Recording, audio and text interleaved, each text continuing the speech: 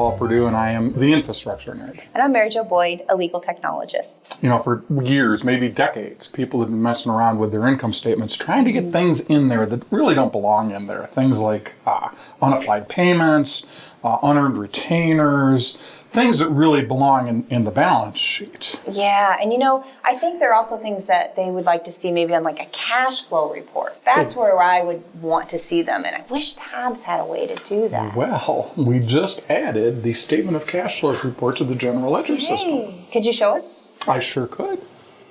So the statement of cash flow report is going to be on your quick launch bar. I don't need to tell you how to find it any other way because it's a version 19 thing. So if you've got version 19 and you have a quick launch bar, you just type statement in here. Now notice I'm in general ledger. I'm not in tabs. I'm not in AP. I'm in general ledger. So I'm going to type statement, or actually just state, and I see the statement of cash flows. Now I suppose it's possible that you don't have the quick launch because you're still using the old theme. So I will also tell you, if you go to reports and then statement of cash flows, you'll get to the same place. Now, really, there isn't much to configure when you run the report. It knows the report date. This is what my demo system thinks today is. It's going to default to current month, so maybe you're going to run it for last month. Maybe you're going to run it for a custom period from this to that.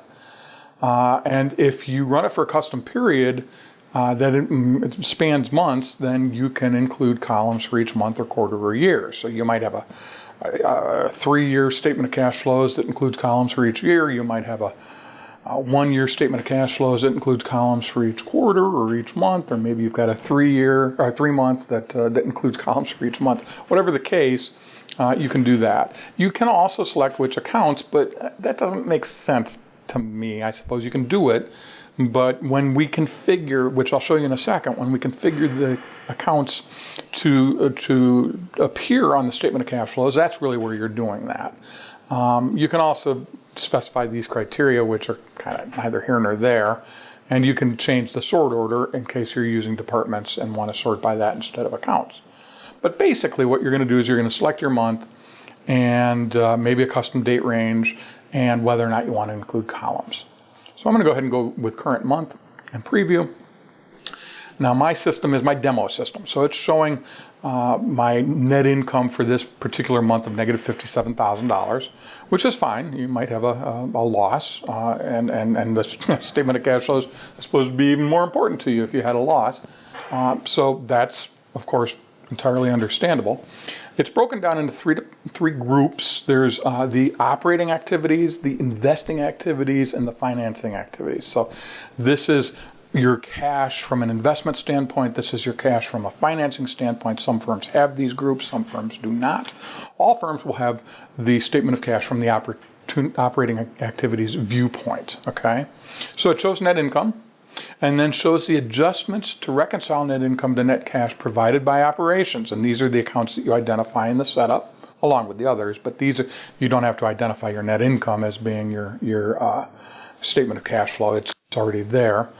And so what this is doing is it's taking things that provide cash to you in a way that does not show up on your income statement.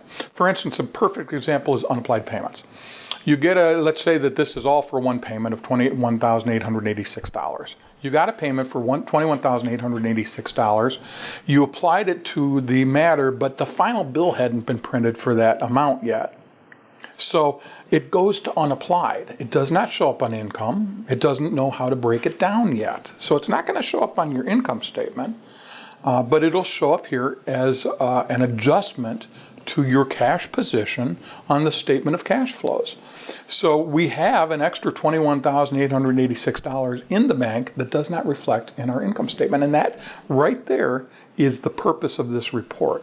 Other things like the FUTA and SUTA payables, all the money that you're holding for taxes, it's in your bank account. You have that money, you have that cash, but you put it aside, and therefore it doesn't show up as an expense. It will when you pay it, but right now you're kind of holding it off aside so that you'll have it later. But it is in your bank. And so that's important to understand, that the money's in your bank, but it's not showing up on the income statement. And that's why people have always wanted to see a statement of cash flows, and that's also why some people have occasionally wanted to kind of jimmy up their income statement to show this stuff. Well, I want to show unapplieds on my income statement. Well, it's not income yet, and we don't really know that it's fee income. it could be that 20,000 of this was some payment to some expert witness that you fronted or advanced for the client, and therefore if we showed this as income, that would be unrealistic. Whereas if we show it as cash that we have right now, then that's a more realistic way of looking at it. So it takes these things and adjusts the net income so that your cash provided by operating activities was a negative 34 rather than being negative 57, which is what shows up on your income statement. Now again, we do have the ability to show these other areas, investing activities and financing activities, and some firms will run into a need for that, especially the financing activities and sometimes the investing activities.